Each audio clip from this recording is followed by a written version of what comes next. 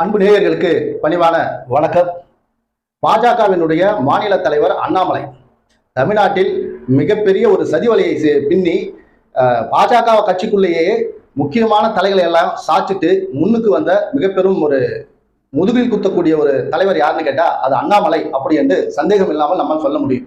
அப்பேற்பட்ட ஒரு அண்ணாமலையை கூட்டின்னு போய் கோயம்புத்தூர்ல உட்கார வச்சு சும்மா குத்துன்னு குத்தி அண்ணாமலைக்கு இப்பவே மூச்சு திணற அளவுக்கு சில தரமான சம்பவங்களை செய்து கொண்டிருக்கிறார் வானதி சீனிவாசன் அவர்கள்.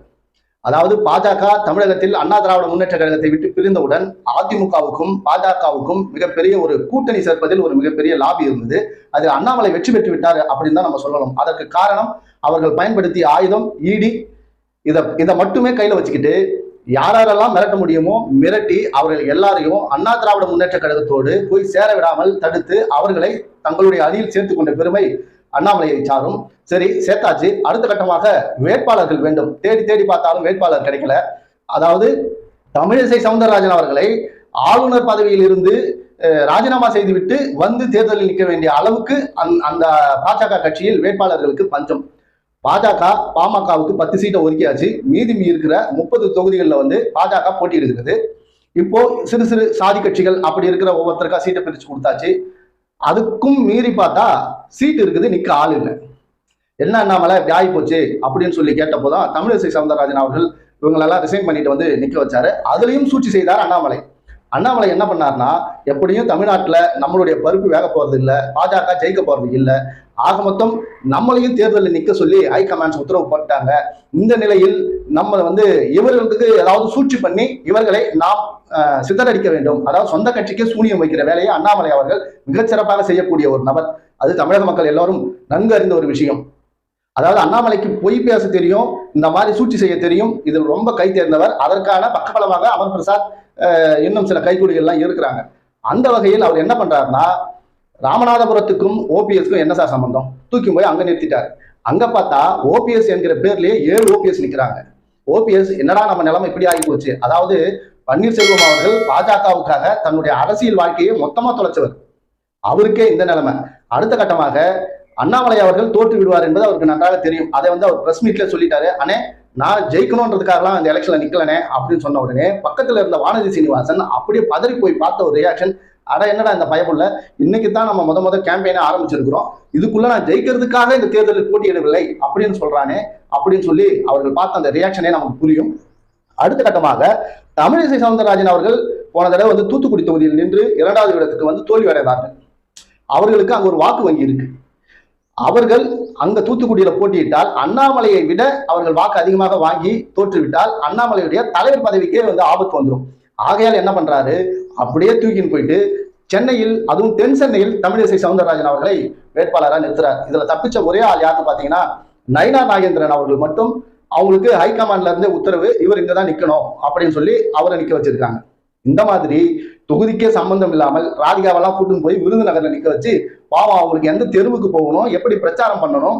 இதுல என்ன கொடுமைன்னா, விருதுநகர்ல ராதிகா சரத்குமார் அவர்களும் போட்டியிடுகிறார், கேப்டன் அவர்களுடைய மகன் அவரும் போட்டியிடுறார். இப்ப அம்மாவுக்கும் பிள்ளைக்குமான போட்டி விருதுநகர்ல. இதை செய்த புண்ணியம் அண்ணாமலையை தான் போய் சேரும். இப்படி பல கோல்மால்களை செய்த இந்த அண்ணாமலையை மொத்தமா வச்சு செஞ்சிடணும். அதாவது இந்த பாராளுமன்ற தேர்தல் முடிந்து வாக்கு எண்ணி முடியும் போதெல்லாம் அண்ணாமலை தலைவர் பதவியிலே இருக்கக்கூடாது, இவரை காலி செய்ய வேண்டும் அப்படின்னு வானதி சீனிவாசன் அவர்கள் அழகா ஸ்கெட்ச் போட்டு கோயம்புத்தூர்ல வேலையை செஞ்சுக்கிட்டு இருக்காங்க. இதுல குறிப்பா என்னன்னா, இந்த பிரஸ் மீட்டிங் வந்தாலே அண்ணாமலைக்கு ஆபத்து அங்கதான் இருக்கு. நம்ம கோயம்புத்தூர்னு எடுத்துக்கிட்டாலே கோயம்புத்தூர் பகுதியில் வாழக்கூடிய மக்கள் மிகவும் நல்லவர்கள், மரியாதையுடன் நடத்தக்கூடியவர்கள், நடந்து கொள்ளக்கூடியவர்கள். அண்ணன்ற ஒரு வார்த்தையை தவிர மறு வார்த்தை பேச தெரியாத ஒரு நல்ல வெள்ளந்தியான மக்கள். அங்க இன்னொரு விஷயமும் இருக்கு. ஆனா குசும்பு அப்படின்றது கோயம்புத்தூருக்கே உரிய ஒரு பாணி. அதாவது தமிழகத்தில் இத்தனை ஆண்டு காலமாக அண்ணாமலையை பார்த்து யாருமே கேட்க முடியாத கேள்வியை கோயம்புத்தூர்ல வச்சு ஒரு நிருபர் சம்பவம் செய்து முடிச்சு விட்டுருக்கார். அதாவது அண்ணாமலை அவர்களை வந்து பேட்டி போய்கிட்டே இருக்கு. அப்போ ஒவ்வொரு பதில் சொல்லும் போதும் வானதி சீனிவாசன் அவர்களை திரும்பி பார்த்து அக்கா சரிங்கதானுக்கா, அக்கா சரிங்கதானுக்கா அப்படின்னு சொல்லும் போது அவருடைய ரியாக்ஷன் எப்படி இருந்ததுன்னா, உன்ன மாதிரி ஒரு தம்பி எனக்கு பிறந்திருந்தானா அவனை நான், அதாவது பிறந்த உடனே கள்ளிப்பால் கொடுத்து சாவடிச்சிருப்பேன்டா, பொய் பேசலாம், அதுக்காக இப்படி டன் கணக்குல, அதாவது பாஜக அரசு தான் கொடுத்த வாக்குறுதிகளை அனைத்தையும் நிறைவேற்றி விட்டு இப்போது தேர்தலில் நாங்கள் வந்து நின்று வாக்கு கேட்கிறோம்.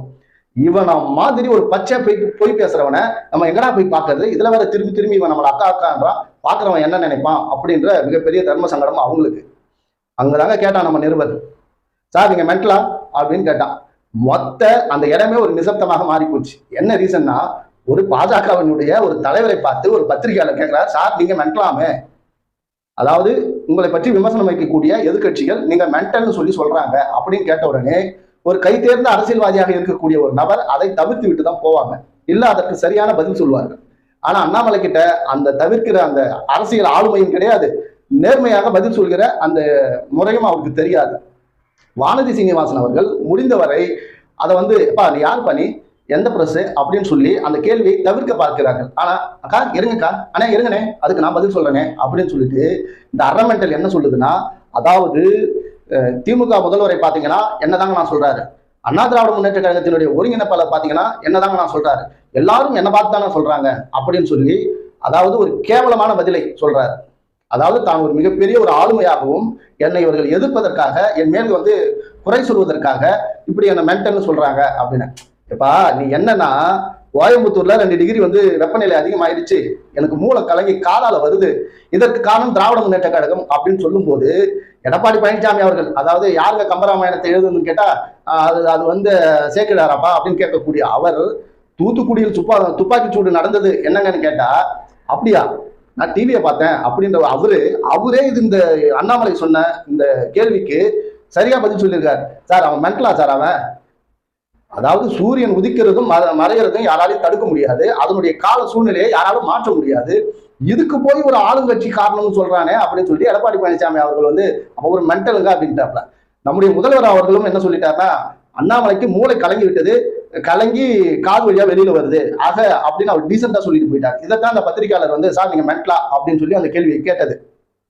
எதற்காக தன்னை மென்டல்னு சொன்னாங்க, நம்ம என்ன கேள்வி கேட்டோம், நமக்கு என்ன பதில் வந்திருக்கு அப்படி என்பதை புரிந்து கொள்ள கூட தெரியாத இந்த மாட்டு சாணியை மூளையில் வைத்துக் கொண்டு தான் ஒரு ஐபிஎஸ் அப்படி என்று சொல்லுகிறேன் இந்த அண்ணாமலை என்ன சொல்றது?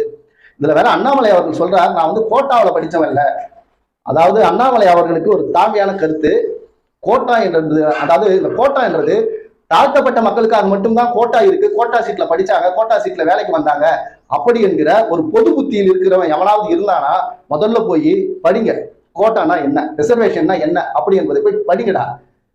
வெறும் 18% தான் வந்து ஷெட்யூல் கேஸ்ட், அதாவது பட்டியலின மக்களுக்கு கொடுக்கப்பட்டிருக்கு. மீதம் இருக்கிற 27% எம்பிசி, அதுல பிசி வருவீங்க, எல்லாருமே வருவீங்க. இந்த அண்ணாமலையும் தன்னுடைய சாதி சான்றிதழை வந்து கொடுத்து அந்த அடிப்படையில் படித்து சாதி சான்றிதழை கொடுத்து எம்பிசி கோட்டாவில் தான் நீ வேலைக்கே வந்திருக்கிற, ஆனா நான் கோட்டாவில் வந்து வேலை செய்யல, நான் வேலைக்கு வரல, இந்த அளவுக்கு படிச்சு உயரல அப்படின்னு சொல்லி ஒரு அப்பட்டமான பொய்யை பேசுகிற இந்த கேவலமான அயோக்கியனை என்ன பண்றது? இது மீடியாவா இருக்கிறதால கொஞ்சம் தார்மீகமாக ஒரு கொஞ்சம் மரியாதையாக நான் பேசுறேன், இல்லைன்னு வச்சுங்களா சீமா மாதிரி காலில் இருக்கிறத கைட்டி அந்த அளவுக்கு எனக்கு கோவம் வரும். ஏதாவது ஒண்ணுன்னா தாழ்த்தப்பட்டவர்கள் ஒடுக்கப்பட்டவர்கள் இவர்களை வந்து விமர்சனம் செய்ய வேண்டும் என்பது, அதுல ஏதாவது கலவரத்தை உண்டு பண்ணி அதுல வாக்கு வாங்க வேண்டும் என்பது இந்த பாஜகவில் இருக்கக்கூடிய இந்த சங்கிகளுடைய திட்டம். முதல்ல கோட்டானா என்ன, ரிசர்வேஷன்னா என்னன்னு தெரியாம பேசாதீங்கடா. ஒரு விஷயம் தெரியலாம் பேசாதீங்க, ஏதோ பேசணும், பிரஸ்ல வந்து 4 கேள்வி கேட்டாங்க அதுக்கு பதில் சொல்லணும்னு பைத்தியகாரத்தனமா பேசணும். உங்களை மென்டல் தானே சொல்லுவோம், உங்களை மென்டல்னு சொல்றதை தவிர எங்களுக்கு வேற வழியும் இல்லை. மென்டல் பேசுறதுதான் நம்மளால புரிஞ்சுக்க முடியாது, மென்டல் மட்டும்தான் இந்த மாதிரி விஷயங்களை பேசும். அண்ணாமலையை வந்து மன்னிப்பு கேட்க வேண்டும் அப்படி என்று பல பேர் சொல்றாங்க. மென்டலுக்கு போய் நீங்க என்னங்க புரிய வச்சு அந்த மென்டல் வந்து மன்னிப்பு கேட்க முடியும்? அவன் தான் மென்டல் தெரிஞ்சு போச்சு, அவன் எதை வேணாலும் பேசிட்டு போவான். அண்ணாமலை மாதிரி நிறைய மென்டல் இருக்கு. அதாவது கோட்டா எஸ்சின்னா கோட்டாவில் படிச்சு வந்தவங்க, அந்த சாதிய வெறி சாதிய உணர்வு இருக்கக்கூடிய மொத்த பேரும் சொல்றது. ஆனா இவனே கோட்டாவில் தான் படிக்கிறான்றது அவனுக்கே தெரியல. தான் கோட்டாவில் படிக்கிறோம், கோட்டாவில் வேலைக்கு போறேன்றதே தெரியாம பல பேருக்கு வந்து கோட்டாவை பத்தி பேசிட்டு இருக்கான். இதைத்தான் தந்தை பெரியார் சொன்னார், சுயமரியாதை இருக்கட்டும் ஒரு பக்கம், முதல்ல பகுத்தறிவை வளர்த்துக்குங்க. ஒரு விஷயத்தை அப்படியே ஏத்துக்காதீங்க, அது என்னது நல்லது கெட்டது என்றது முதல்ல தெரிஞ்சுக்கிட்டு அந்த விஷயத்தை ஏற்றுக்கொள்வதும் ஏற்றுக்கொள்ளாததும் உங்களுடைய விருப்பம், சுய விருப்பம் அப்படின்னு சொல்லியிருக்கார். கோட்டானா என்னன்னே போய் தெரிஞ்சுக்காம அவங்க எல்லாம் கோட்டால வந்துட்டாங்கப்பா. அவங்க எல்லாம் அதாவது தாழ்த்தப்பட்ட மக்கள் வந்து, அதாவது அவன் படிச்சு மேல வந்து இன்னைக்கு அவன் நிக்கிறான், அவனை பார்த்து உனக்கு ஏன் வயிறு எரியுதுன்னு நான் கேட்கிறேன். முடிஞ்சா நம்மளும் படிப்போம், அந்த இடத்துக்கு வருவோம். முடியலையா சாதியை பிடிச்சி தொங்கறியா தொங்கிக்கிட்டு, மதத்தை பிடிச்சி தொங்கறியா தொங்கிக்கிட்டு, கடைசி வரைக்கும் தொங்கி ஃபுட்பால்ல தொங்கி போற வழியில எங்கன்னா விழுந்து அடிபட்டு செத்து போ. அவன் படிக்கிறான், படிச்சு கோட்டாவில் வரானோ இல்ல மெரிட்ல வரானோ மேல வரான், வந்து தனக்கான சுயமரியாதையை தனக்கான இடத்தை அவன் தக்க வைத்துக் கொள்கிறான். உனக்கு இருக்குல்ல கோட்டா, அந்த கோட்டாவை நீ பயன்படுத்திக்கோ. அதாவது கோட்டாவே கொடுக்க முடியாதுன்னு சொல்ற, இடஒதுக்கீடே கொடுக்க முடியாது, சாதிவாரி கணக்கெடுப்பை எடுக்க முடியாது என்கிற ஒரு இடத்தில் தான் சாதிக்காக நான் போராடுகிறேன், என் சாதியை வளர்ப்பேன், என் சாதிக்காக என் உயிரையும் கொடுப்பேன் அப்படி என்று பல பேர் கட்சி வளர்த்து இன்னைக்கு சாதிவாரி கணக்கெடுப்பு எடுக்க முடியாது அப்படின்னு கட்டன் ரைட்டா சொல்ற ஒருத்தன் கூட கூட்டணி வைக்கிற அளவுக்கு மிரட்டி பயமுறுத்தி கூப்பிடுற அளவுக்கு பாஜக இருக்கு. பயந்து அடிபணிக்கிற இடத்தில் பாமக இருக்கு. இப்படி ஒரு ஆட்சி நடந்து கொண்டிருக்கிறது. கோயம்புத்தூர்ல அண்ணாமலை மண்ணை கவர் போவது உறுதி. அதை அவர் வாயாலே அவரே சொல்லிட்டாப்ல.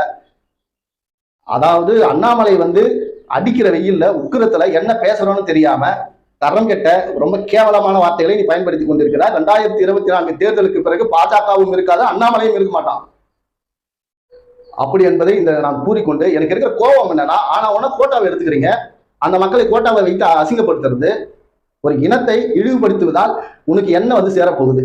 நான் பெரியவன் நீ தாழ்ந்தவன் அப்படின்னு சொல்றதால உனக்கு என்ன பெருமை மசுறு உனக்கு வந்து கூட போகுது? ஒரு மசுரும் கிடையாது. அவன் தன் கடுமையை உணர்ந்து தன் வறுமையை உணர்ந்து படிக்கிறான், மேல வரான்.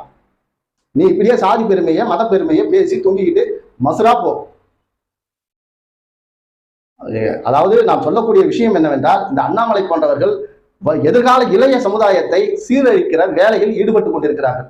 இந்த பாமகவில் இருக்கக்கூடிய சில தோழர்கள் ஈஸியா எப்படி போய் ஜல்லாகிறாங்கன்னா, அவர்கள் சாதிய ரீதியாக உணர்வு ரீதியாக அவர்கள் வந்து ஒரு பேக் பண்ணி வச்சிருக்காங்க.